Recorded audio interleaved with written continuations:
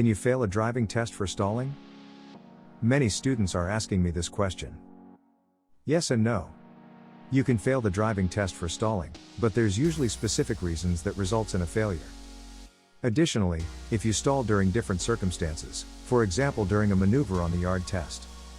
Let's say you were moving off on the alley docking and car stalled because you released the clutch while the handbrake was still up.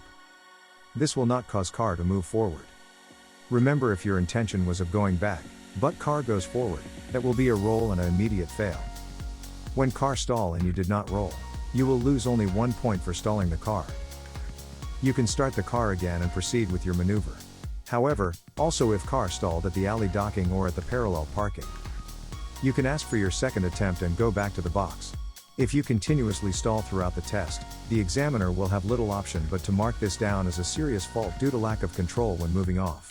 Stalling once or twice or perhaps even 3 times will usually not result in a test failure, providing you recover from the stall in a safe and reasonably timely manner. In a situation like when you do the incline start or the 3-point turn, you should be careful to put the car in neutral after you stall and want to restart the car. That will be a fail on the number of maneuvers.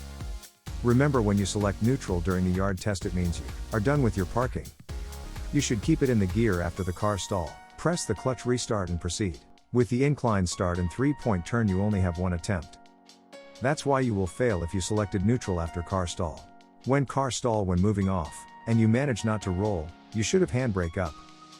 Keep it in the same gear, don't select neutral. Press the clutch and start the car. Do 1 full observation.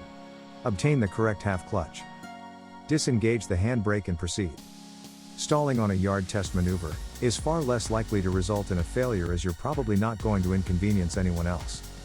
However, stalling at certain other traffic situations may represent a much more hazardous issue. The following examples could see a candidate failing the driving test for stalling the car just once. Stalling while in moving traffic.